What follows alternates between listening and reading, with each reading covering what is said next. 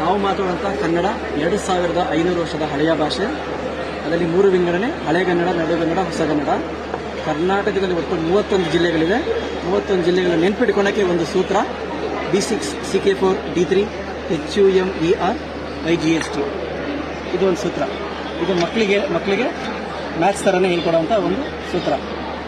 ಕರ್ನಾಟಕ ಅಂತ ಹೆಸರಾಗಿದ್ದ ತಾರೀಕು, ಶಾಸ್ತ್ರೀಯ ಭಾಷೆ ಆಗಿರೋಂಥ ತಾರೀಕು, ನೆನೆಯಲೇಬೇಕಾದಂಥ ಮಹಾನ್ ಚೈತನ್ಯ ನಮಗೆ ನಾಲ್ಕು ಕೃಷ್ಣರಾಜ ಒಡೆಯರು. ಕರ್ನಾಟಕದ ಲಾಂಛನ ಗಂಡ ಬೇರುಂಡ.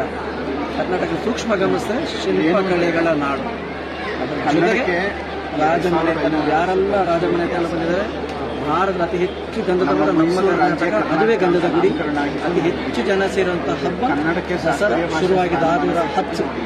ಕರ್ನಾಟಕದ ಸಂಗೀತ, ಕರ್ನಾಟಕ ಸಂಗೀತ, ಯಕ್ಷಗಾನ. ಇಷ್ಟು ಮಾಹಿತಿ ನಮ್ಮ ಶಾಲಾ ಮಕ್ಕಳಿಗೆ ಜ್ಞಾನಕ್ಕೆ ತಲೆಗೆ ಹುಳ ಸಸಿ ಮಾಡುವಂಥ ಕಾರ್ಯಕ್ರಮ.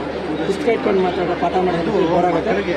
ನೋಟಿಟ್ಕೊಂಡು ಅವರಿಗೆ ನೋಡಿಕೊಂಡು ಕಲಿಯಕ್ಕೆ. ಸಂಸ್ಥೆ ಹೆಸರು ಸುವರ್ಣ ಕನ್ನಡ ಸಾಮ್ರಾಜ್ಯ.